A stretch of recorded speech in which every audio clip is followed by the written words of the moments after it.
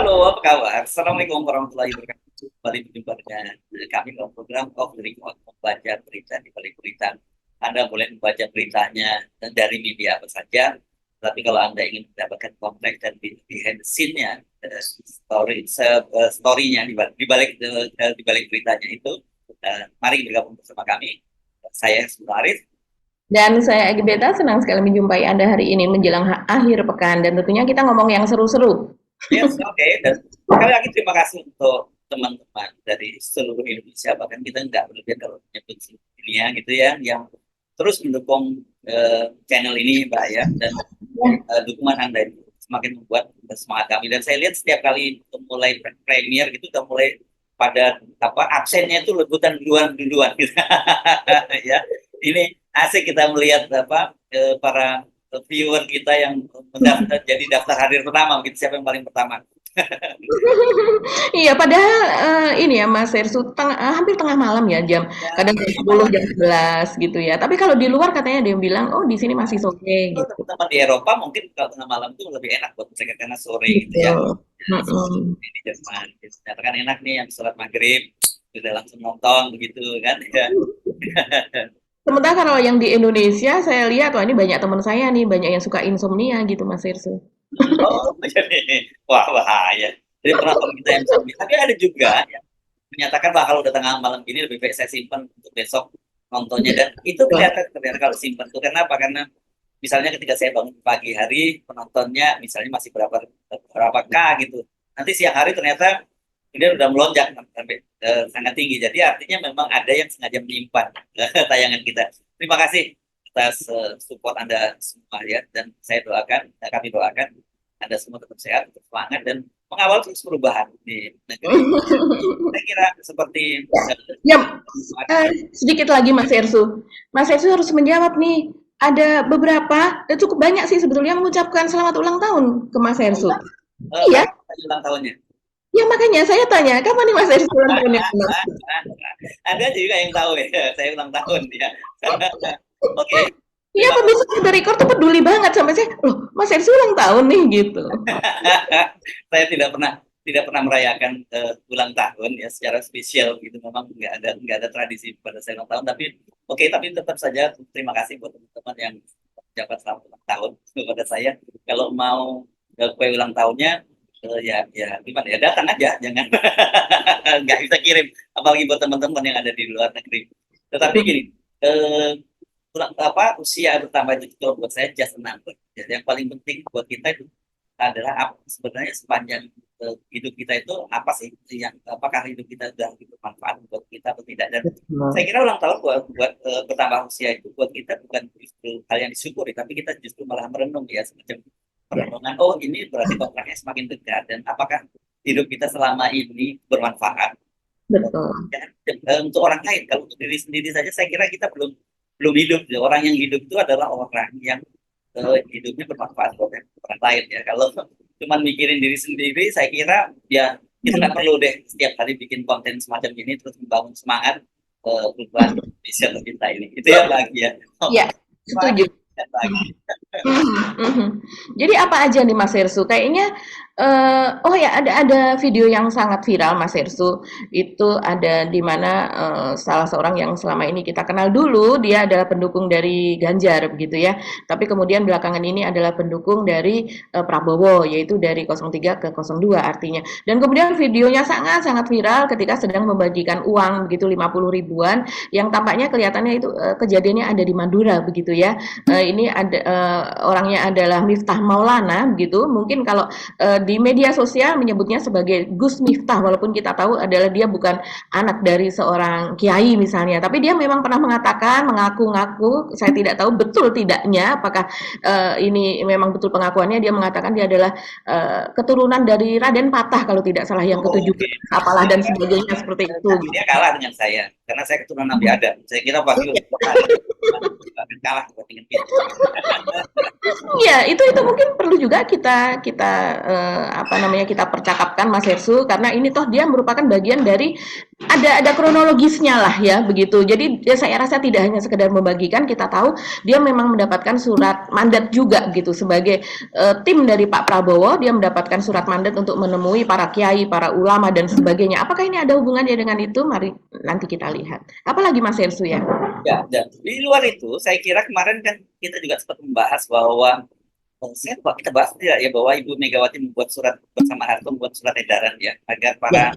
para kader PDI terutama yang mencalonkan itu harus bekerja keras untuk memenangkan calon presidennya juga gitu ya, dan ancamannya cukup serius ini kalau suaranya nggak paralel antara perolehan suara dia dengan eh, kandidat capres cawapres juga Ganjar Mahfud gitu. Walaupun seakan-akan suara dia lebih tinggi tapi ternyata Ganjar Mahfud rendah di situ, bisa jadi tidak akan dilantik sebagai anggota DPR. Ini kan kewenangan dari DPP untuk menentukan orang yang bisa dilantik atau tidak, bisa saja diganti. Nah, saya kira ini serius sekali, dan juga itu kemudian ini beredar video viral juga dari salah satu tokoh di PDIP ya, ini Mayor Jenderal TNI Bagus Hasanuddin gitu ya, yang dia membakar semangat dari para kader PDIP untuk tidak takut dengan intimidasi oleh aparat gitu ya, dan karena juga pernah jadi perwira tinggi TNI, dan kalau nggak salah dia pernah jadi sekretaris militer dari presiden ya pada waktu zamannya Pak Habibie ya, seingat saya ya. Dan ini adalah kakak kandung dari Jaksa Agung Hesti Burhanuddin ya. Kakak kandung atau kakak masih saudara kakak kandung ya Pak ya? Iya, saudara kandung Mas Hersu ya. Iya. Ya di situ dia membakarkan semangat dan dia mengingatkan polisi untuk tidak semacam jadi semacam tim sesnya dari paslon 2, dan juga dia yakin bahwa TNI tidak akan lapor itu, dan dia menyatakan saya tidak takut mati untuk berhadapan soal ini. Jadi saya melihat memang ada radikalisasi sekarang di kalangan PDIP yang mereka mau nggak mau harus memang all out kalau melihat hasil, kendati kita sendiri termasuk orang yang skeptis terhadap hasil survei, tapi memang kita tahu ada suara Ganjar dan suara PDIP itu mengalami penurunan yang sangat serius sekarang ini. Ya. Itu yang jadi saya kira penting memang untuk dikembalikan itu, dan kalau saya menyemangati PDIP dan Ganjar itu untuk melakukan perlawanan, sehingga dengan begitu pilpresnya akan menjadi seru gitu ya, kalau tetap tiga kompetitor yang bertarung gitu. Jadi jangan mau seperti yang diimbau oleh Kodari yang menyatakan sudahlah suara pendukung Ganjar dilimpahkan saja ke Prabowo dan Gibran daripada nanti suaranya angus gitu kan. Ada pernyataan dia semacam itu juga kan, dalam kalau nggak salah di Total Politik juga dia menyatakan itu ya. Iya betul. Jadi nggak boleh, jangan menyerah dulu sebelum kemudian janur kuning melengkung lah gitu. Karena kita tahu kan kader PDIP kan cukup militan, dan saya kira ketika Ibu Megawati bergerak mereka juga akan bergerak gitu, dan kemudian juga yang kemarin yang kita dorong kan agendanya untuk para paslon 1 dan pendukung paslon 1 dan 03 ini mesti sudah mulai ada bridging, itu ada jembatan di antara mereka untuk semacam bahwa mereka ini siapapun yang akan menang, yang akan maju pada pemilu putaran kedua, yaitu mereka akan saling bantu. Dan memang dengan mesin politik yang luar biasa ini hampir dipastikan ini ada dua putaran pasti, dan kemudian Prabowo Gibran yang akan masuk kan gitu ya Mbak. Tapi suara mereka ini juga belum sampai 50% seperti yang digembar-gemborkan atau di framing oleh sejumlah lembaga survei kan. Ini sebenarnya dalam kita harus curigai, satu ini memang semacam membangun bandwagon efek teori gitu untuk orang berpindah dari Ganjar ke Prabowo, tapi di samping itu juga bisa jadi justifikasi soal kecurangan gitu kalau suaranya dipaksakan jadi 50% gitu. Itu ya memang surveinya seperti itu kok gitu. Kalau survei yang kredibel belum sampai angkanya itu, dan ada kecenderungan kelihatannya faktor Gibran akan membuat penurunan elektabilitas dari Prabowo itu cukup signifikan. Iya ya, bahkan ada kabar begitu Profesor Elang Lesmana mendapatkan bisikan dari orang yang dia percaya begitu bahwa Pak Prabowo itu menyesal sudah memilih Gibran. Saya sih Elang Lesmana siapa ya Mbak ya? Profesor, apa, Cipta Kita Lesmana harus ya? mana? Oh Cipta ya. Lesmana, maaf. Iya, dia mengatakan seperti itu. Ya bisa bisa jadi itu memang betul atau, bisa jadi juga, saya tidak tahu mungkin mendengarkan dari orang lain dan orang lain lagi begitu, tapi kabarnya cukup kredibel. Ya kita nggak tahu lah, kita lihat Oh itu Pak kemudian. Prabowo kan kemarin kalau nggak salah di forum di mana ya dia menjawab, berarti dia tidak misal memilih memilih Gibran Iya. gitu. Ya Iya memang. betul, dia kan berkali-kali mengatakan itu, mungkin juga dia mengatakan itu karena memang ada rumor tersebut gitu kan. Nah ini kita perlu ini lagi Mas Hersu, kita list lagi apa yang perlu kita diskusikan. Ada lagi Mas Hersu, ini cukup ramai juga, yaitu jubir dari 03, yaitu Eriko Sutarduga begitu. Itu saya rasa dia ada di apa namanya di sebuah acara kalau tidak salah itu di Metro TV ya, dia nampol lah istilahnya kalau kata netizen, pernyataan dari jubir 02 yaitu Hasan Nasbi. Nah ini kalau kita ingat Hasan Nasbi ini, kalau kita ingat teman Ahok kita tentu ingat dia gitu. Dan dia ini sebenarnya juga pemilik lembaga survei Cyrus Network ya kalau tidak salah. Tapi belakangan ini kita tidak melihat hasil-hasil survei dari lembaga survei yang dia miliki. Tapi ya itu tadi dalam acara tersebut apa yang dinyatakan itu adalah soal pertanyaan dari apa tanya jawab antara Pak Mahfud dengan Gibran pada lagi-lagi pada saat cawapres debat cawapres kemarin, yang dimana ini menyoroti soal visi misi dari 02 yang akan menaikkan rasio pajak yang saat ini ada di sekitar 10%, 10,5 sekitar itu ya, dan kemudian akan dinaikkan menjadi 23%. Nah, ini nanti kita percakapkan juga apakah itu mungkin begitu ya Mas Hersu. Terus ada lagi satu lagi Mas Hersu yang cukup menarik, yaitu adalah keputusan Bawaslu terhadap Gibran yang kalau Bawaslu dari Jakarta Pusat itu sebetulnya kan ingin memanggil Gibran untuk klarifikasi, untuk ditanya soal bagi-bagi susu di acara Car Free Day pada waktu itu. Tapi kemudian sudah ada keputusan dari Bawaslu Pusat bahwa Gibran ini dinyatakan tidak bersalah begitu. Dan kalau seandainya Bawaslu Pusat sudah menyatakan tidak bersalah, maka dia tidak perlu diperiksa lagi untuk kasus yang sama gitu. Nah, secara otomatis kemudian Bawaslu dari Jakarta Pusat ini mengiyakan gitu, mengaminkan apa yang sudah Mengabulkan kalau diputuskan, kita Mbak. mengkabulkan apa yang sudah diputuskan oleh Bawaslu Pusat begitu Mas Heru. Padahal sebelum-sebelumnya ini kan selain Gibran juga yang mereka mintai klarifikasi atau diperiksa, ini ada beberapa artis dari PAN ya, kita tahu ada Pasha Ungu, terus kemudian ada Uya Kuya, ada lagi yang lainnya, begitu juga ada keponakan dari Pak dari siapa Mas Heru, Pak Prabowo, yaitu Saraswati yang kita tahu dia juga pengurus dari Gerindra begitu. Dan tampaknya ini selesai, walaupun para artis itu sebelumnya juga sudah diklarifikasi, sudah diperiksa. Jadi, tapi soal susu ini tidak selesai, karena kalau kita lihat kemarin begitu ya di sebuah acara GMNI, Gerakan Mahasiswa Nasional Indonesia, ini tempat di mana dulu Ganjar Pranowo pernah menimba ilmunya di sana begitu, ketika dia bertemu dengan GMNI, dia menceritakan soal cita-cita yang terlalu tinggi dari 02 begitu kurang lebih. Pada saat dimana dia ketika ke Jayapura, ketika dia ke Papua maksudnya, dan kemudian dia menemukan ada pendeta di sana bernama Pendeta Leo yang terpaksa harus membantu ibu melahirkan, padahal dia tidak memiliki keahlian tersebut, hanya karena dia tidak bisa membawa ibu tersebut ke rumah sakit di kota begitu. Kenapa tidak ada? Kenapa tidak bisa? Bukan karena jalannya itu rusak, tapi karena memang tidak ada jalan. Nah, disitulah kemudian si Ganjar ini mengatakan bahwa iya cita-cita itu seperti pesta pora lah, kurang lebih demikian. Seperti pesta pora dengan membuat yang apa target yang terlalu tinggi, padahal yang diperlukan itu seperti misalnya infrastruktur di daerah yang tertinggal, di pedalaman dan apa dan sebagainya. Oke, di Itu luar itu kalau soal tampol menampol sebelumnya kan jubir paslon 2 ya, Riko Marbun, kalau nggak salah cepat juga ditampol oleh jubirnya Anies ya. Ya, soal ya ya. Kemarin kita tayangkan itu tuh. ya, ya gitu. Jadi ini makin lengkap lah gitu ya Mbak Agi.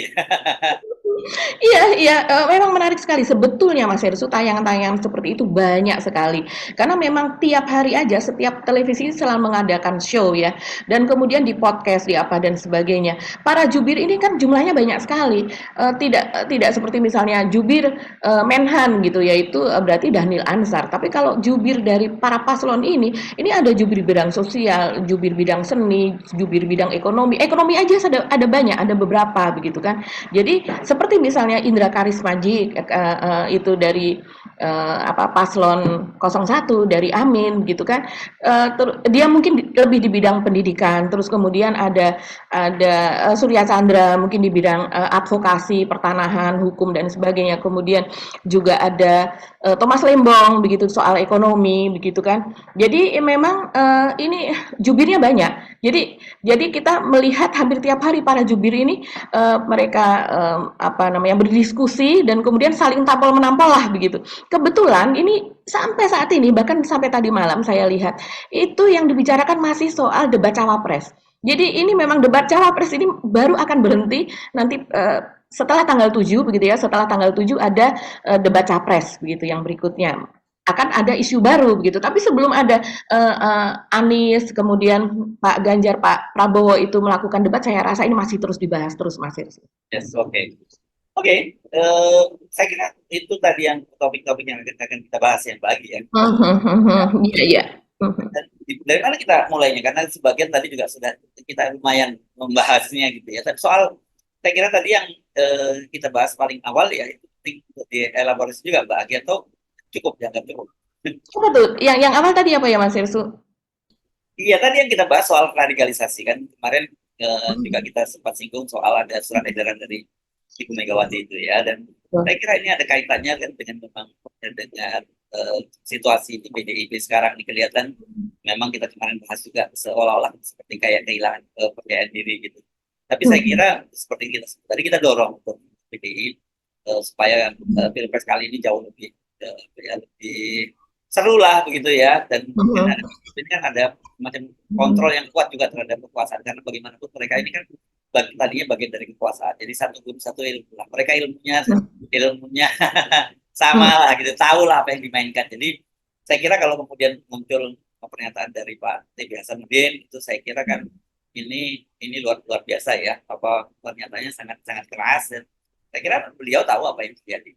Tidak ada kata lain dan tidak ada kata menyerah atau lemah, hanya berjuang untuk menang.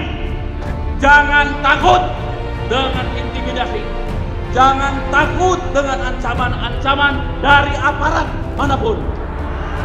Hanya satu kata, lawan.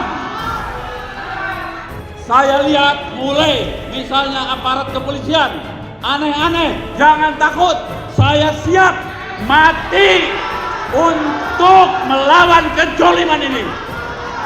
Ini saya kira ini penting untuk terus dilanjutkan oleh PDIP. Kalau enggak, ini bahaya loh target dari PDIP untuk hat-trick gitu. Saya kira kalau dari sisi presiden mungkin mereka ini meskipun belum menyerah ya karena kemudian kan PDIP sendiri kemudian mengumumkan bahwa ada survei internal mereka itu bahwa ternyata memang Prabowo sudah di atas tapi surveinya Ganjar itu nggak sejelek di sampai lain itu yang paling dia masih berada di urutan kedua dan kemudian yang terbawah itu adalah Anies gitu ya jadi angkanya masih 30 kalau nggak salah gitu ya satuan sekian gitu jadi ya saya kira ini bagian dari upaya untuk meyakinkan para pemilihnya bahwa mereka belum mengibarkan bendera putih mereka masih akan bertempur sampai titik darah penghabisan dan fokus utama sekarang selain pilpres juga adalah soal elektabilitas partai karena ini ya kiamat saya kira bagi PDIP kalau sampai pilpresnya kalah dan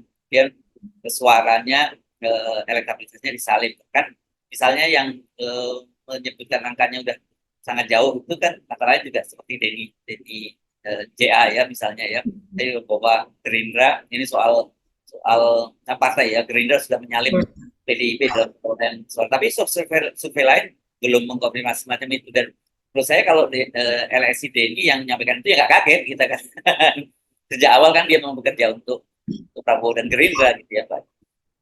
Iya betul sekali Mas Yesu, kalau saya sih melihatnya juga demikian ya. Dan sekarang sepertinya PDIP atau dalam hal ini koalisi 03 begitu ya, itu memang sudah harus berembuk dengan sangat serius bagaimana nanti di putaran kedua begitu.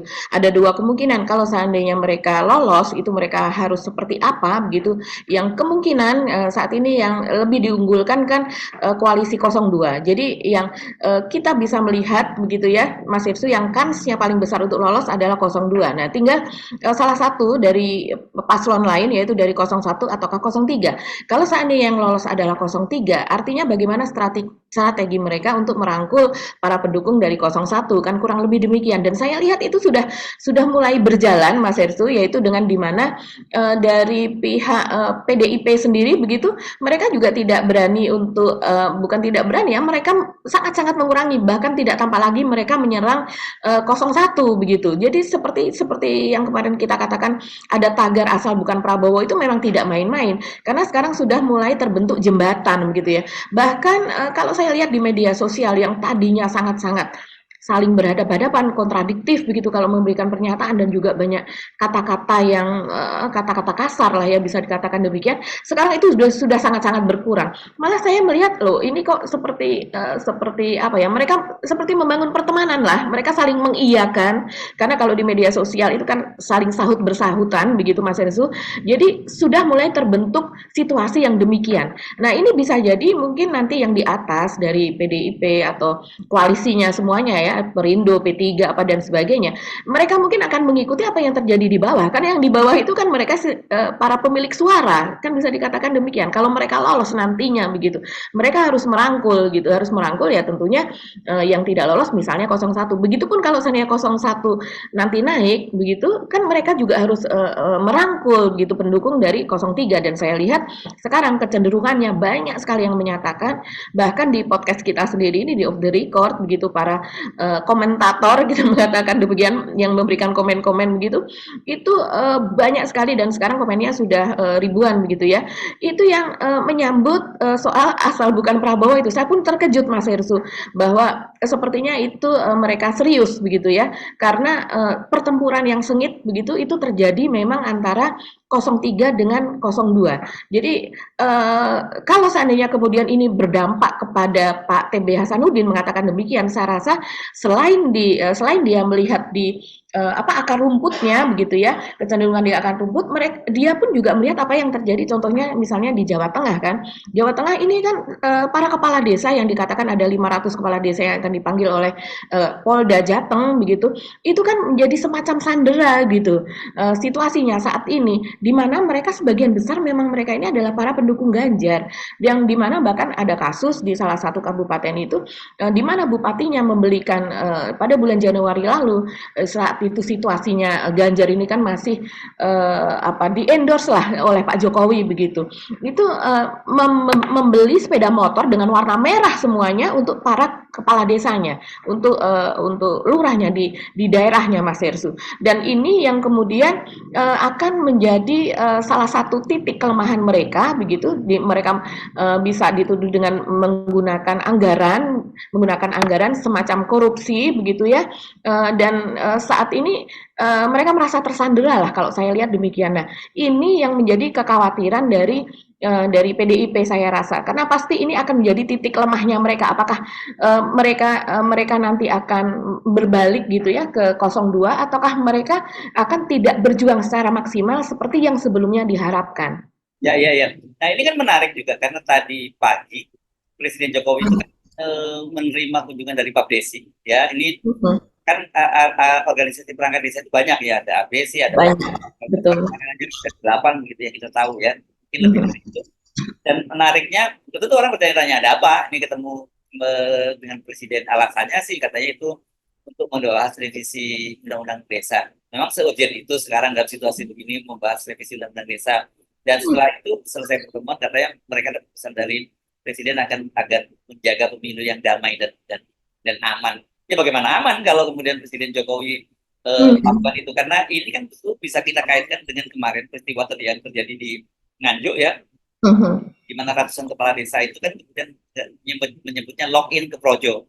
Kenapa mereka lock in ke Projo itu? Karena mereka ingin ucapkan terima kasih kepada Pak Jokowi karena di bawah Pak Jokowi itu ya dana bantuan desa itu jadi lebih besar dan gitu, dan banyak hal-hal yang positif yang dilakukan oleh Pak Jokowi untuk desa. Nah, tapi kan, ini kan strategi yang supaya tidak kena semprit saja. Mereka tidak dukung Prabowo Gibran karena Projo kan itu adalah pendukung Prabowo Gibran. Dengan mereka login atau bergabung dengan Projo itu kan berarti ya mereka pendukung Prabowo Gibran kan, sebenarnya kan akal-akalan saja. Jadi kita harus melihat ini apa pertemuan Pak Jokowi dengan Pak Desi hari ini di istana itu bagian dari itu, jadi bagian dari penggalangan. Dan ini Pak Jokowi udah mulai masuk ke desa-desa kan. Seperti kita ketahui kan sesungguhnya desa ini sebenarnya sejak awal yang akan dijadikan tumpuan harapan Pak Jokowi ketika ingin memperpanjang masa jabatannya dulu ya Mbak Agi ya. Betul. Waktu itu di mana, bukan di Istora ya waktu itu yang pertama kali bertemu yang Di Istora ya waktu itu ya, bukan GBK yang terakhir, GBK ya yang dengan kita GBK ya. Di Istora itu kan dulu dalam rangka 3 periode kan, tapi karena rupanya ini terus dijaga, dirawat dan dihibahkan kira-kira dukungannya pada Gibran bukan pada Prabowo sesungguhnya. Kalau Gibran nggak bergabung dengan Prabowo ya aparat desa ini nggak akan dukung Prabowo kan gitu. Iya, dan kemudian kan kita tahu berdasarkan undang-undang ini sama dengan para kepala desa ini kedudukannya sama dengan ASN ya. Di undang-undangnya bahwa mereka juga akan mendapatkan sanksi begitu, dari mulai sanksi administratif sampai dengan pidana kalau seandainya melanggar, yaitu maaf, yaitu dengan membuat dukung-mendukung itu tadi. ASN kan tidak boleh begitu Mas Hirsu, dan sama saja dengan kepala desa begitu. Dia tugasnya melayani sehingga dia tidak boleh mempublikasikan gitu. Kalau seandainya dia ada dukung-mendukung itu tadi seperti terjadi di Nganjuk, ya kurang lebih itu kan mereka walaupun itu dukungan pribadi tetap saja status kepala desa itu kan melekat Mas Hirsu. Jadi saya rasa ini akan menjadi pertanyaan besar gitu, apakah hal itu nanti akan diproses lebih lanjut begitu kan?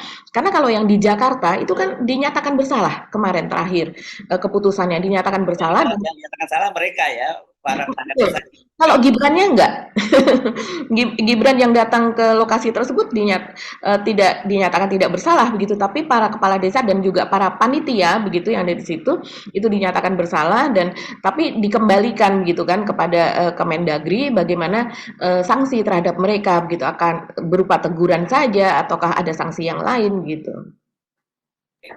Saya kira itu paket ya antara apa yang dilakukan oleh PDIP, karena bagaimanapun juga PDIP terutama untuk Jawa Tengah dan Jawa Timur kan basis mereka di pedesaan sangat kuat banget ya gitu, dengan cara seperti ini di preteli ini yang lain di lock in ke Projo bersama dengan Pak Jokowi, sementara yang terafiliasi dengan PDIP kemudian dipanggil oleh polisi. Ya ini praktis mesin politiknya PDIP yang sangat kuat sampai di desa-desa di Jawa Tengah itu betul-betul dihentikan gitu ya. Dan kan kita tahu memang Jawa Tengah ini saya kira jadi target utama perebutan di antara kubu 02 dan 03 ya Mbak ya.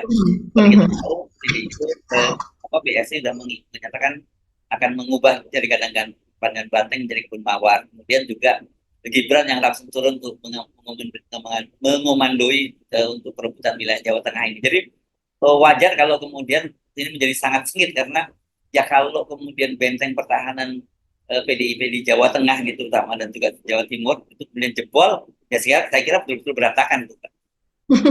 Iya, apalagi selain mengubah dari kandang banteng menjadi kandang Garuda, juga dinyatakan akan diperindah menjadi kebun mawar gitu. Ya. Oh ya, dari kandang banteng jadi kandang Garuda dan kemudian diperindah dengan kebun mawar gitu ya. Iya. Dan ini yang menarik Mas Hirsu, tadi kita sudah singgung sedikit ya. Ini dari 03 yaitu Ganjar yang sebelumnya kan dia seperti menyerang begitu ya, sudah berani menyerang lah, mengkritisi apa yang dilakukan oleh pemerintahan Jokowi begitu. Nah, ini kemarin dia juga mengkritisi itu lagi, dan ini cukup menarik Mas Hirsu karena ini dilakukan dalam pertemuannya dengan GMNI, Gerakan Mahasiswa Nasional Indonesia. Dan di situ yang tadi sudah kita ceritakan bahwa dia bertemu dengan seorang pendeta di Papua dan sebagainya yang akhirnya membantu ibu melahirkan begitu kan. Dan dia melanjutkan cerita itu dengan mengatakan, "Bapak Ibu, bagaimana menolongnya? Mereka kalau membawa ke rumah sakitnya jauh," kata Ganjar. "Kemana mereka harus lewat? Bukan karena jalannya rusak atau jelek, tetapi tidak ada jalan." Ini kan sindiran yang betul-betul menohok begitu. Tidak ada jalan tapi ada pendeta di situ padahal kan sudah ada komunitas begitu. Dan kemudian dia melanjutkan juga, dan kemudian kita berpesta pora, ngomong tinggi-tinggi sekali, maaf, dan kemudian 400 triliun mau digunakan untuk makan siang. Jadi dia mengatakan bahwa jadi kalau kita bicara program yang kemudian akan diberikan kepada rakyat, tentu kita bisa menimbang-nimbang siapakah sumbernya, untuk apa, mana yang jadi prioritas. Ini sudah mirip seperti apa yang dinyatakan Anies ya. Ini kayaknya udah kompak ini Ganjar sama Pak Anies begitu. Karena kalimatnya hampir sama Mas Hersu kalau yang saya lihat. Terus kemudian dia mengatakan lagi, karena rasanya IKN, Ibu Kota Nusantara, yang butuh sekitar 400 triliun saja, itu tidak selesai-selesai. Dia mengatakan demikian. Ini kan ambigu ya, dia kemarin ke IKN, mendukung apa dan sebagainya. Sekarang terlihat dia sudah mulai berani mengkritik lagi, yaitu bahwa 400 triliun akan digunakan untuk memberikan susu, makan siang gratis kepada rakyat, sementara yang 400 IKN saja itu tidak selesai-selesai. Dan itu mendapatkan tanggapan riuh dari GMNI begitu yang hadir pada saat itu. Ya, saya kira udah benar itu ya. Kalau dimulai dari para pendukungnya 0103 mulai ada jembatan gitu. Sekarang tinggal di atasnya saja. Kalau Bung Rocky Gerung maksudnya Bung Rocky Gerung malah mendorong kalau bisa Anies saja langsung bertemu dengan Ganjar gitu dan ada semacam joint statement. Saya kira kan ini strategi begitu ya. Dalam ketika Anda ngapain ngadepin musuh yang sama tapi berbeda front. Kenapa nggak bangun front bersama gitu? Soal nanti siapa yang harus didukung itu kan bisa diurus belakangan ketimbang sekarang mereka saling serang juga dari berbagai kubu. Lebih baik dipilih saja mana yang jadi prioritas mereka hadapi. Ini menarik nih, saya kira usulan dari Bung Rocky Gerung juga untuk mendorong agar kan memang di level tengah itu ya, terutama dari Nasdem kan masih ada penolakan untuk bukan koalisi lah dengan 03 ini, aliansi strategis gitu hadapi Pilpres kan gitu. Nah, oleh Bung Rocky didorong untuk langsung saja kalau ambil Anies dan Ganjarnya yang mengambil alih kan udah nggak bisa apa-apa. Kita tahu bahwa Ganjar mungkin tidak selalu semandiri Anies dalam mengambil keputusan, tapi kalau lihat sikapnya Hasto kan sudah, dan kita lihat itu sebagai sikap Ibu Megawati, sudah jauh hari sebenarnya dia menyatakan bahwa dia menjalin komunikasi dengan paslon dengan timnya Pak Amin gitu. Cuma pada waktu itu juga dimentahkan oleh Ahmad Ali, lagi-lagi yang mentahkan Ahmad Ali juga kemarin. Kalau kemudian diambil alih oleh Anies ya selesai itu persoalan kan gitu. Iya, dan kita mungkin perlu elaborasi nih yang dikatakan oleh Ganjar soal pesta pora begitu kan, program 400 triliun itu yang akan digunakan itu, sementara masih banyak sekali infrastruktur di daerah itu yang membutuhkan begitu, kebutuhan untuk hal-hal yang bisa dirasakan oleh rakyat papan bawah begitu, betul-betul rakyat yang ini kan rakyat yang miskin gitu Mas Hersu, yang mereka membutuhkan jembatan, yang mereka ketika anaknya sekolah harus menyeberangi sungai dan sebagainya karena jembatan tidak ada, hanya meniti bambu dan sebagainya begitu. Nah, ini saya rasa narasinya memang betul sama seperti Anies. Anies kan juga yang tadi yang mengembangkan mengupgrade 40 kota dan sebagainya, soal pendidikan, karena kita seperti kita ketahui 39% kita masih lulusan SD rakyat kita. Yang lulusan SMP sekitar 19% sampai 20%. Itu kan rendah sekali begitu. Jadi memang daripada membangun EKN di satu tempat begitu, mending itu diratakan begitu di seluruh lokasi. Nah, untuk khusus soal susu ini Mas Hersu, kalau seandainya kita soroti, ini memang salah satu program yang kita sudah bisa melihat ya jauh-jauh hari begitu. Ini menjadi tempat lokasi yang nantinya akan dana yang sedemikian besar dan kemudian alokasinya itu di berbagai tempat yang membutuhkan banyak pengawasan. Itu kebocorannya kita sudah bisa melihat dari sebelum itu dilakukan. Itu sebagaikan Pak Prabowo pada tahun 2019 dan 2014 kan mengatakan bocor begitu kan. Nah, sekarang kita melihat program Pak Prabowo ini pun bisa memprediksi bahwa program semacam ini begitu kebocorannya akan cukup tinggi begitu. Kalau kita melihat Mas Hersu, ini sasaran yang dikatakan disampaikan oleh Pak Hasyim itu kan ada 80 juta lebih setiap hari yang diberikan susu dan diberikan makan. Nah, kemudian kalau kita lihat, oke lah untuk soal makan ini akan diberikan kepada UKM itu juga pembahasannya cukup dalam nantinya ya. Tapi untuk susu, khusus Apa yang untuk terjadi di susu, Depok ya beberapa waktu yang lalu ya, soal betul. soal uang apa itu apa ya, bantuan pangan 18.000 setiap hari hanya dapat 3 potong nugget. ya, Seperti itu dan kemudian juga tempatnya harus dikembalikan untuk dipakai lagi begitu kan.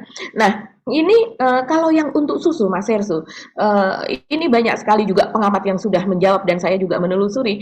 Ternyata kebutuhan susu nasional kita saat ini karena kita itu masih sekitar masih rendah begitu ya kebutuhan susunya. Jadi kita masih di bawah Vietnam, masih di bawah Malaysia dan sebagainya begitu Mas Hersu. Mereka sudah sekitar di angka 26 kilogram per kapita kalau tidak salah atau per orang, saya lupa ya datanya. Tapi yang jelas kebutuhan nasional kita per tahun itu 4,4 juta ton susu. Nah, sementara itu hanya dapat dipenuhi sekitar 21% kalau menurut Pak Erick Thohir. Jadi hanya sekitar 900.000 kilogram sekian gitu ya, 900 lebih, hampir hampir 1 juta ton, tapi belum nyampe. Nah, ini pun data ini pun Mas Hersu itu turun begitu ya kemampuan produksi dari susu dalam negeri dibandingkan yang sebelumnya. Nah, ini sisanya yang sekitar hampir 80% ini kan harus diimpor selama ini. Ini saja dengan kebutuhan susu kita belum memberikan susu gratis. Bagaimana nanti setelah nanti 80 juta orang ini tiap hari diberikan susu gratis, artinya kebutuhan susu kita akan bahan baku susu ini akan meningkat sangat-sangat pesat. Nah, itu kebutuhannya dari mana? Tentu dari impor, menambahi yang tadinya sudah hampir 80% itu impor, ditambahi dengan kebutuhan yang baru. Nah, ini siapa yang bermain nantinya, begitu kan? ya, Para tahu importir, apa dan sebagainya. ya, impornya ada mafianya lagi kan di situ dan Iya, import ini ada mafianya lagi. Padahal kalau kita melihat Mas Hersu dari segi pertanian, kenapa kita selama ini kalau memang ini Pak Prabowo kan juga ada di apa namanya di ketahanan pangan ya selain dia sebagai Menteri Pertahanan, tapi dia juga intens apa mencurahkan pikirannya katanya demikian kan ke soal ketahanan pangan. Kalau walaupun dia hanya dimandati untuk food estate, tapi setidaknya dia bisa memberikan apa ide ini kepada Pak Jokowi. Kalau memang ini bagus, setidaknya selama 5 tahun ini sudah ada jalan menuju ke situ, Mas Hersu. Tapi sekarang dengan keadaan yang seperti ini, di mana di Indonesia ini soal peternakan susu apa peternakan sapi perah yang menghasilkan susu itu tadi memang hampir tidak berkembang. Kalau yang saya lihat ini sangat berbeda dengan di luar negeri, di mana betul-betul diupayakan itu sangat dimanjakan kalau di luar negeri, Mas Hersu. Seperti misalnya di Australia, di New Zealand, misalnya itu peternak-peternak itu di sana diberikan apa subsidi, mereka betul-betul dijaga supaya mereka terus-menerus karena itu menyumbang devisa sangat besar. Bahkan di tempat peternakan itu mereka juga menjadi tempat wisata, lokasi wisata. Jadi betul-betul memang ditata betul begitu dan mereka mendapatkan banyak privilege dari pemerintahnya. Nah, sementara kalau di sini itu kenapa sulit untuk mengembangkan ini karena memang anak-anak para peternak ini tidak ingin menjadi peternak lagi. Kenapa? Karena mereka melihat kesusahan dari bapaknya begitu. Jadi memang sulit kalau seandainya kita memang ingin memberikan susu kepada anak-anak kita begitu ya dan juga kepada ibu hamil dan sebagainya. Ini fondasi yang dibangun itu harus sangat-sangat kuat dari segi peternaknya, dari segi habitnya sehari-hari karena orang Indonesia memang tidak terbiasa meminum susu formula atau susu sapi seperti itu Mas Hersu. Mungkin Mas Hersu punya datanya ya, ini ada soal serius ya saya kira soal susu itu bukan hanya sekedar anggarannya ya karena kan nanti kita akan ngomongin anggaran 400 triliun itu nanti kita akan bicara soal APBN kita ya dan utang cicilan pokok dan bunga utang yang harus kita bayar dan berapa pendapatan APBN yang kemarin berkaitan dengan tax ratio juga nanti kan kita bahas ke situ ya. Ini saya ada data juga dari seorang teman yang bergerak di bidang kesehatan, nanti tolong Anda koreksi kalau ada data yang salah. 90% orang Indonesia itu laktase intoleran. Artinya tidak otomatis begitu dia mendapat susu dia bisa itu memperbaiki kualitas hidup dia. Kenapa? Karena kalau intoleran itu dampaknya bisa diare, dia bisa namanya alergi dan sebagainya gitu loh. Jadi memang ini ini bukan bukan sebuah program yang tiba-tiba begitu dijaminkan ada duitnya simsalabim jadi. Banyak sekali faktor yang terjadi seperti tadi, dari mana susunya, kemudian apakah kemudian cocok untuk orang Indonesia atau tidak, dan kalau kemudian susunya selama ini seperti yang kemarin itu ternyata bekerja sama dengan perusahaan-perusahaan besar, itu kan juga target dengan UMKM tidak bisa terwujud karena alasannya memilih perusahaan besar karena faktor keamanannya dari sisi sterilnya tidak, gitu ya Mbak Agi. Ternyata kalau semakin yang diperhatikan kan tinggi gula dan rendah proteinnya kan gitu Mbak Agi.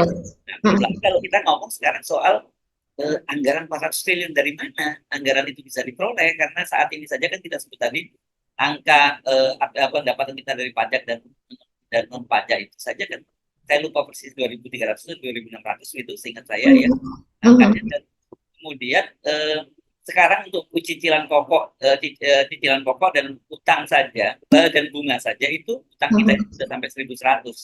Artinya kalau ditambah lagi dengan tambahan dana untuk makan siang dan susu ini, di luar tadi ada persoalan serius soal siapa yang akan dapat proyeknya lagi, itu berarti total 1.500 itu udah habis dana kita itu. Terus proyek bangunan yang lain, kebutuhan lain dibiayai dari mana?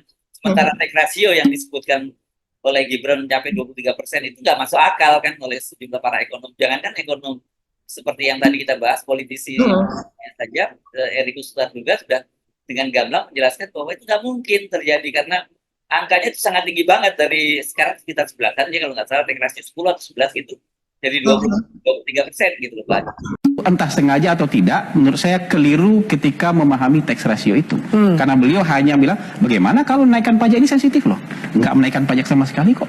Bahkan dalam visi misi ini, pendapatan tidak kena pajak itu akan dinaikkan standarnya. Bukan yang seperti sekarang. Jadi sebenarnya memperluas ini adalah dengan memperbanyak sektor formal lah. Jadi begini Mbak Afi, Bung Hasan Nasbi tahu 1% kenaikan rasio itu berapa kenaikannya dalam rupiah? Berapa Bung Hasan Nasbi? Silakan. Ya, kan artinya kalau kita mau menyampaikan kita harus paham juga dasarnya. 1% kenaikan rasio pajak itu 160 triliun. Jadi tadi dari 10,5 ke 23%, itu kenaikannya 2.200 triliun. Artinya dalam sekian lama, bagaimana? How can? Masuk akalkah analogi yang disampaikan? Tidak, saya katakan tadi kecil sekali, hampir tidak masuk akal dalam 5 tahun ke depan. Bisa mengejar ini, sampai angka 23% jadi itu. Sebenarnya simpel saja. Sesuatu itu disampaikan, kita memang harus menguasai. Makanya tadi saya dari awal saya memaklumi bahwa memang itu bukan bidangnya, dan memang secara kemampuan dan track record memang belum sampai ke sana. Tapi sudah ditulis di visi misi loh, Kalau jadi visi harus misi dijelaskan. visi misi kan wajar saja. Itu adalah suatu hal yang mau ditargetkan. Nah, hanya di dalam menjelaskannya itu yang disampaikan Prof. Mahfud. Jangan sampai rakyat ini juga bingung bahwa apa yang mau dicapai, pajak mau dinaikkan lagi dengan tadi. Karena kenapa? Analoginya tadi yang disampaikan Bung Hasan Nasbi. Iya ya Mas Hersu. Jadi kita mungkin melompat kepada itu ya, kepada tax ratio. Itu juga masalah yang berasal dari debat cawapres kemarin begitu, antara Pak Mahfud MD dengan Gibran. Karena saat ini tax ratio kita itu kan sekitar 10,5 ya, sekitar 10,5. Ataukah malah turun kalau tidak salah ya Mas Hersu. Taruhlah 10 ya, karena kalau tidak salah itu 10,5 itu 2022. Kalau 2023 itu kalau tidak salah malah menjadi 9,8 atau apa, tapi memang hampir mendekati 10 begitu. Dan tax ratio ini kan ditanyakan kepada Gibran oleh Pak Mahfud MD. Dia menanyakan apa sih tax ratio itu begitu? Apa yang Anda maksud itu adalah perbandingan atau presentasi penerimaan pajak terhadap PDB atau apa begitu? Kok itu bisa naik sampai di dalam visi misi dari 02 itu naik menjadi 23% begitu. Dan dari Eriko Sutarduga begitu dalam diskusi saya rasa cukup keras ya. Di situ ada Hasan Nasbi mengatakan ya itu mungkin saja begitu kalau seandainya kita bersungguh-sungguh apalah dan sebagainya bahwa akan bisa naik dari sekitar 10% menjadi 23%. dijawab oleh Eriko bahwa Anda tahukah setiap 1% dari rasio pajak itu berapa nilainya gitu. Dan kemudian dia tidak bisa menjawab.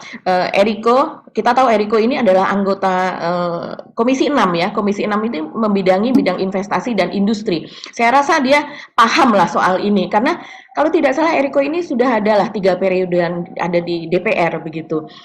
Dan dia juga kader senior dari PDIP. Dan dia menjawab bahwa itu sekitar 160 triliun hanya untuk 1% saja.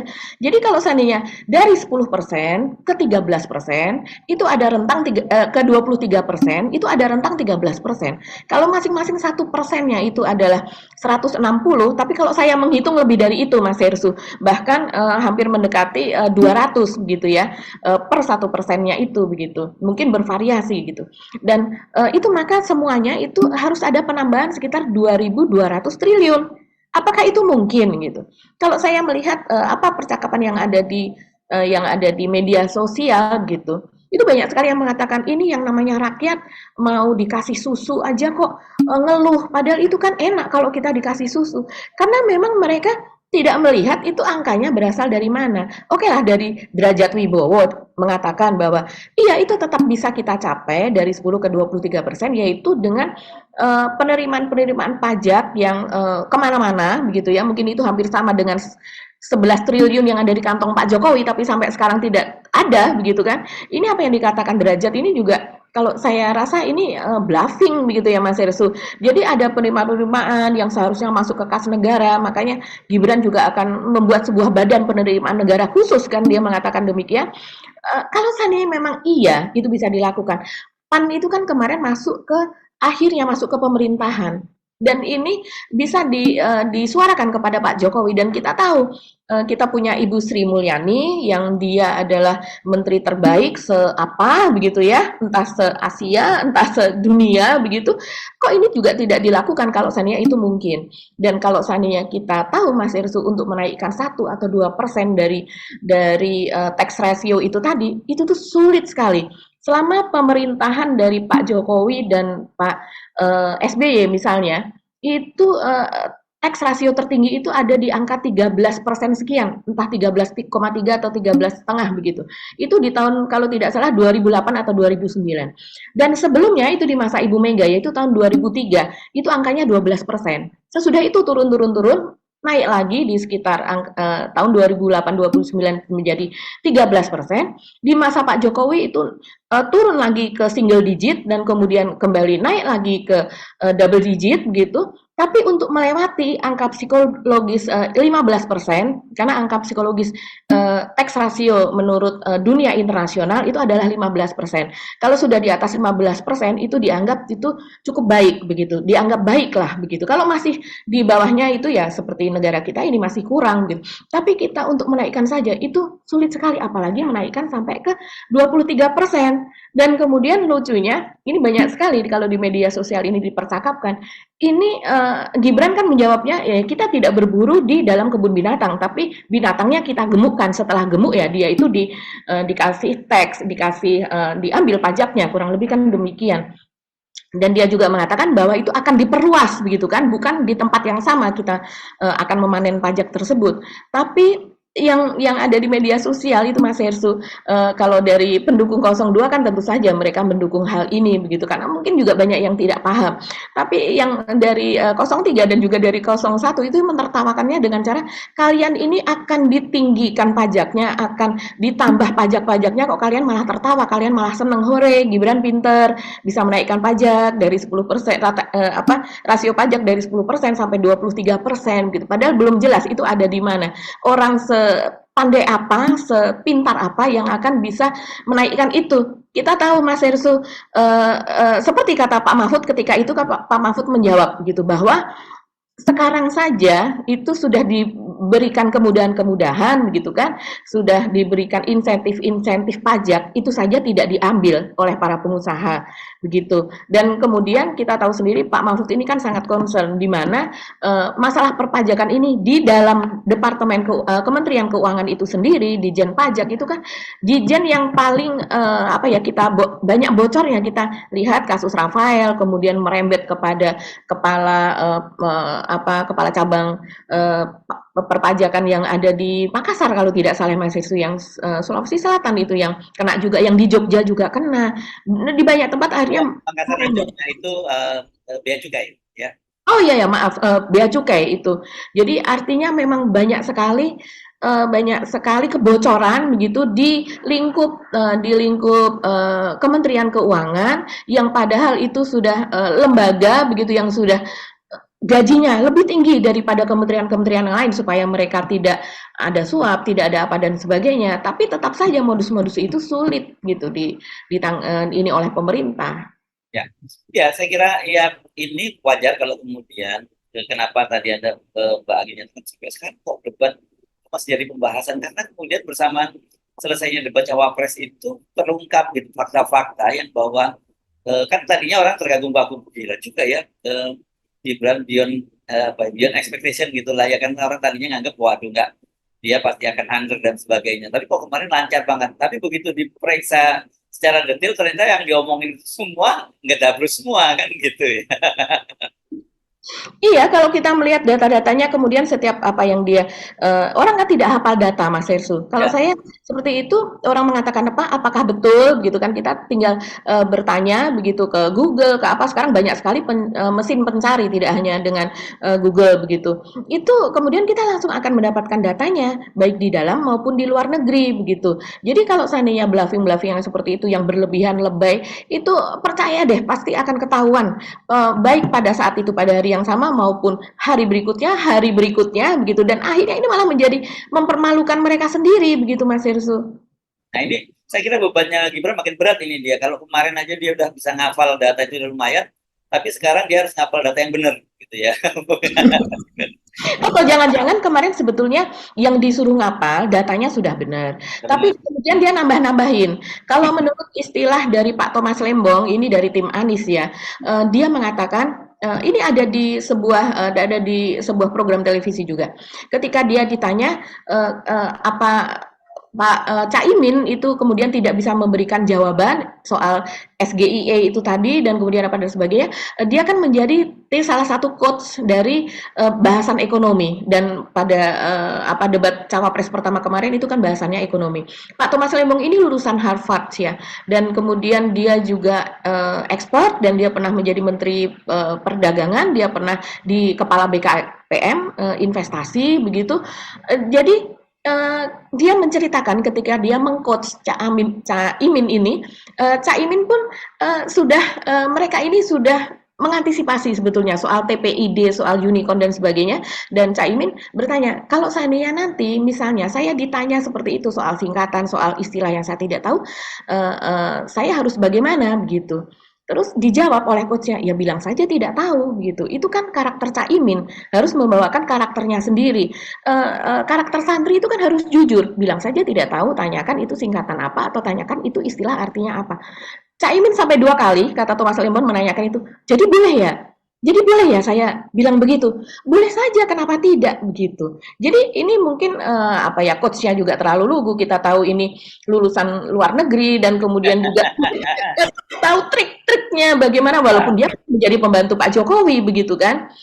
Ya, itulah gitu. Kalau kita melihat drama-drama yang terjadi ini pada akhirnya itu pasti akan ketahuan, Mas Hersu. Ya, ya. Dan kita percaya kan yang satu ini tricky gitu, yang satu basicnya value gitu ya. Jadi betul. Bukan menang kalah tapi baik buruk kan begitu ya. Kalau ini artinya kan pokoknya yang penting harus menang, dan dalam bahasa Mas Emong memang dia dipersiapkan untuk menyerang gitu ya. Betul. Gitu. Tapi ini sekarang fakta ini menunjukkan bahwa value itu ternyata lebih penting daripada menang sendiri gitu kan. Akhirnya terbukti begitu kan.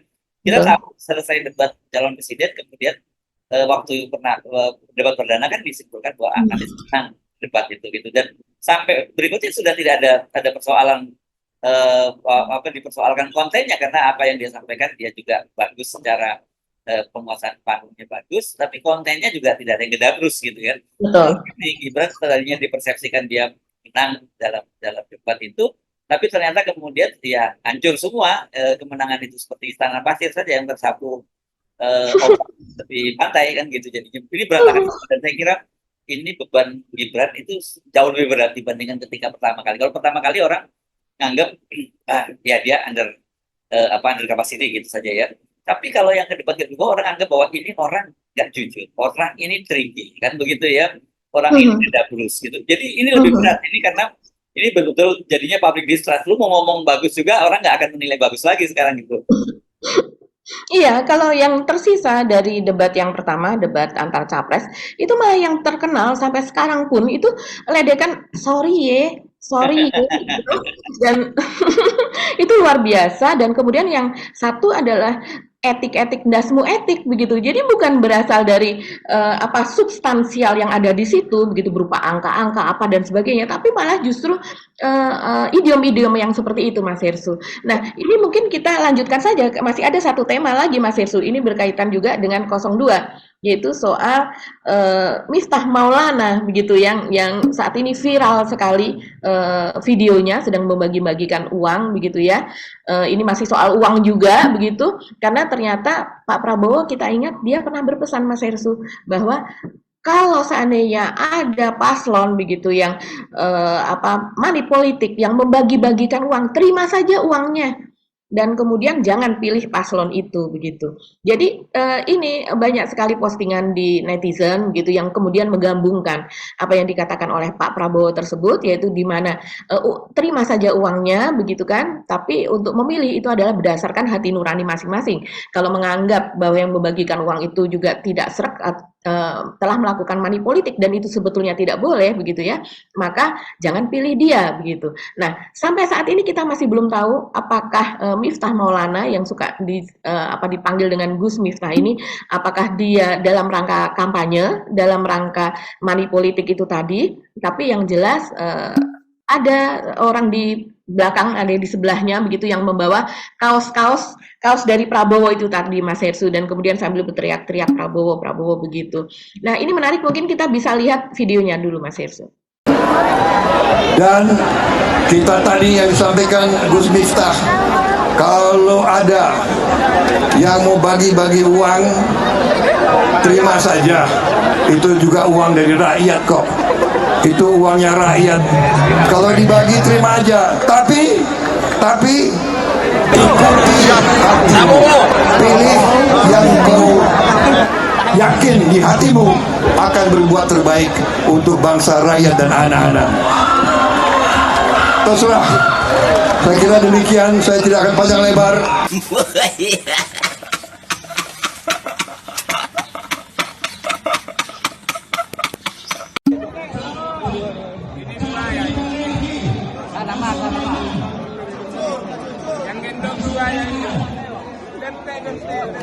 Orang kaya.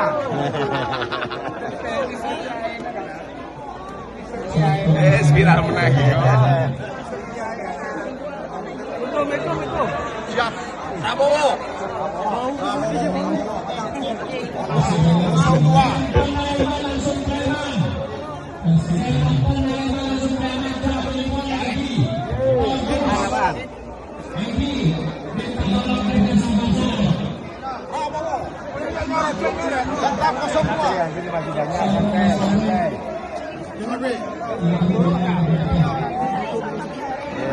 Mana saya ketemu Ban Reban. Saya ketemu Nasalim. Nasalim jadi resah ya.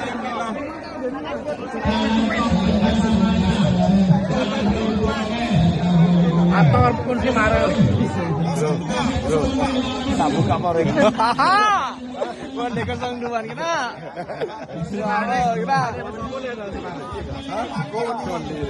Ya. Kalau kita lihat videonya ini sih vulgar kalau menurut saya pagi. Iya, dan dari situ terlihat juga bahwa bagaimana Miftah ini juga mengatakan, wah ini bakal viral lagi nih, kan dia mengatakan dia sudah cukup menyadari. Tapi mungkin kita perlu beritahukan Mas Hersu kepada pemirsa of the record siapakah Pak Miftah ini, begitu ya. Kalau saya melihat sebelumnya Pak Miftah ini sebenarnya adalah pendukung dari Ganjar, begitu ya. Dia kan memiliki ponpes pondok pesantren Ora Aji itu di daerah Sleman, Yogyakarta. Dan pada tahun 2022 kemarin dia bahkan pada sebuah acara ulang tahun Ganjar itu yang diadakan di Lembah Tidar atau Gunung Tidar begitu ya, di Magelang begitu, yang diikuti kurang lebih sekitar 10.000 orang warga setempat dan juga warga dari mana-mana berbondong-bondong. Itu dia betul-betul apa ya, mengglorifikasi Ganjar, katakanlah demikian. Bahkan dia kalau tidak salah kalimatnya dia mengatakan bahwa ya dia menyukai atau mencintai Ganjar dengan lillahi ta'ala dan sebagainya begitu. Dan kemudian pemimpin itu kan selalu yang belakangnya O begitu. Kemudian dia menyebutkan Soekarno, kemudian Susilo Bambang Yudhoyono apa dan sebagainya, dan kemudian siapa yang berikutnya, Ganjar Pranowo gitu kan, yang masyarakat itu mengatakan demikian. Dan kalau kita lihat ternyata dukungan kepada Ganjar ini berakhir di tahun 2023. Kita lihat Mas Hersu, sebelumnya Miftah ini mengatakan bahwa dia melakukan semacam elaborasi lah dan kemudian perenungan yang sangat mendalam. Sebelumnya pengakuannya begitu, untuk mendapatkan akhirnya nama Prabowo sehingga dia merapat kepada Prabowo. Tetapi pada sebuah acara itu di Brebes, Jawa Tengah. Nah, itu adalah sebuah acara Kiai Kampung begitu. Dia kalau misalnya Anies kan ada Desak Anies, sebenarnya kalau Miftah ini sering mengadakan acara di beberapa tempat, misalnya bertemu dengan Kiai Kampung, 1000 Kiai Kampung, 1000 ya guru ngaji, ustadz kampung, seperti itulah ya. Dan kemudian di acara tersebut dia mengaku bahwa sebetulnya mengapa dia sekarang ini membersamai atau ngancani, istilah dia ya, ngancani Prabowo itu adalah karena atas perintah dari Pak Jokowi begitu. Jadi saya tidak tahu kenapa dia akhirnya kok mengaku begitu bahwa ini disuruh oleh Pak Jokowi begitu, tapi kita akhirnya tahu bahwa dia pindahnya dari Ganjar ke Pak Prabowo itu adalah ada karena perintah dari Pak Jokowi. Dan dia juga beberapa kali dia bertemu Pak Prabowo, dan Pak Prabowo juga melakukan kunjungan balasan ke pesantren Ora Aji di Jogja begitu ya Mas Hersu. Rupanya ini memang sudah diincar begitulah ya untuk menjadi ambasadornya Pak Prabowo. Karena kemudian dia membacakan surat dari Pak Prabowo. Dia suatu saat bertemu dengan Pak Prabowo dan Pak Prabowo ini memberikan surat atau mandat kepada Gus Miftah ini begitu ya. Dikenalnya secara umum adalah itu begitu.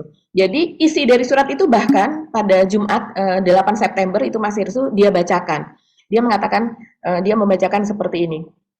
Memberikan tugas kepada Miftah Maulana Habibur Rahman, pengasuh Pondok Pesantren Ora Aji Sleman, Daerah Istimewa Yogyakarta, untuk melaksanakan silaturahmi dengan para alim ulama, habaib, tokoh masyarakat, dan seluruh rakyat Indonesia, guna memohon doa restu untuk dukungan untuk Haji Prabowo Subianto dalam pemilihan Presiden Republik Indonesia tahun 2024. Dan kemudian demikian surat ini dibuat untuk dapat dilaksanakan penuh tanggung jawab. Dan surat itu diteken atau ditandatangani oleh Pak Prabowo sendiri sebagai Ketua Umum Partai Gerindra. Jadi sudah sangat jelas ya tugas dari Gus Miftah ini. Kita tinggal melihat apakah bagi-bagi uang ini juga dalam rangka itu, begitu ya, karena dia setiap hari kan memang bertemu dengan ulama, dengan kiai apa dan sebagainya, Mas Hersu. Ini ada satu lagi video yang kita perlu saksikan.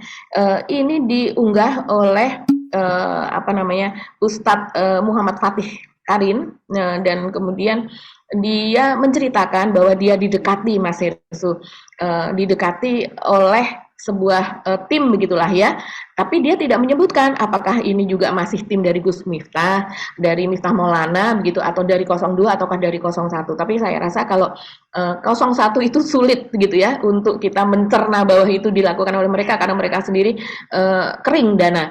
Apakah juga dilakukan oleh 03 kita tidak tahu, karena 03 juga sepertinya juga dananya tidak cukup besar begitu. Tapi dia menceritakan sambil orang tersebut meminta dia supaya dia bergabung bersama untuk memilih salah satu paslon, itu sambil memberikan ini Mas Hersu catatan bahwa inilah orang-orang, yaitu ustadz-ustadz yang lain, yang sudah menerima usulan ini, sudah menerima proposal ini, dan dia melihat begitu, dan dia katanya sangat terkejut dengan jumlahnya, begitu. Jumlahnya bisa bikin merinding, begitulah. Ini saya rasa sungguh-sungguh praktek demokrasi yang tidak baik ya, di mana seseorang yang memiliki jaringan, memiliki uang yang unlimited, tidak berseri, kemudian dapat menguasai demokrasi suara, membeli suara dengan cara seperti ini. Ya, oke Mbak. Bagi memang kelihatannya strateginya macam-macam ya soal kecurangan, soal tabur-tabur duit dan sebagainya. Dan saya kira ya kita nggak terlalu kaget kalau yang itu akan dilakukan. Kita sejak awal mengingatkan bahwa yang harus diwaspadai dari Pak Jokowi itu adalah mesin kekuasaannya dan mesin politik, dan tentu saja sumber daya uangnya yang jadi sangat besar. Tapi saya lihat dengan gelontoran dana yang begitu besar, dengan baliho yang masif, dengan iklan media sosial yang juga luar biasa, dengan hire para influencer yang luar biasa gitu kan, banyak sekali. Saya lihat sebenarnya nggak terlalu signifikan ya elektabilitasnya itu gitu ya. Jadi saya kira ini membuktikan bahwa semua bukan semata-mata kekuatan duit. Ya tentu saja akal sehat itu pada rakyat kita mesti tetap terjaga. Kita tahu memang ada segmen tertentu yang dengan mudah dibeli dengan uang semacam itu. Tapi sekarang saya lihat masyarakat jauh lebih rasional dalam soal ini bagi. Iya, betul sekali Mas Hersu. Jadi sekarang itulah tadi masyarakat saya lihat juga mereka mulai terdorong begitu Mas Hersu untuk memberikan, mereka tidak apatis gitu loh. Jadi ketika mereka menerima informasi seperti ini, itu mereka dengan gencar sekali, selain di media sosial yang tentunya kita bisa lihat di Instagram, di X atau Twitter, kemudian di Facebook begitu. Kita tahu ya, pengguna Twitter itu ada sekitar 24 juta, dan kemudian pengguna dari Instagram di Indonesia saat ini mungkin akhir tahun ini sudah sekitar 100 juta sekian ya. 104 juta atau 100 berapa begitu. Artinya sudah waktu itu saya lihat masih sekitar 80 juta. Sekarang sudah sebanyak itu. Sementara untuk Facebook yang sebelumnya itu masih sekitar 130 140, rupanya sekarang sudah tembus 200 juta akun. Walaupun beberapa di antaranya ada akun double seperti itu ya. Tapi artinya mereka itu menyebar lewat situ dan masif sekali Mas Hersu. Untuk misalnya video-video potongan-potongan video tentang Gibran, tentang Pak Mahfud, apalagi tentang desak Anies begitu ya yang sangat-sangat populer, kemudian juga tentang Miftah Maulana ini tadi, saya bisa menghapusnya itu sampai puluhan kali. Dan bahkan dalam ulang ya dari berbagai grup bahkan untuk satu grup WhatsApp aja, ini untuk akun-akun politik ya, untuk satu grup WhatsApp aja mungkin orang sering mengirim tanpa melihat bahwa di atasnya sudah dikirim, itu bisa berkali-kali.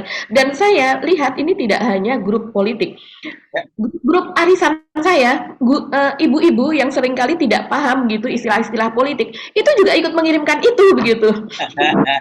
Oke. Saya kira ini sekali lagi menegaskan bahwa tagar trending asal bukan Prabowo, dan itu artinya asal juga bukan Jokowi dan Gibran, ini memang harus terus digaungkan gitu, karena betapa bahayanya kalau praktek-praktek politik semacam ini akan dilanjutkan oleh timnya Prabowo dan Gibran, dan itu artinya adalah Jokowi jilid 3 gitu ya Mbak Agi ya.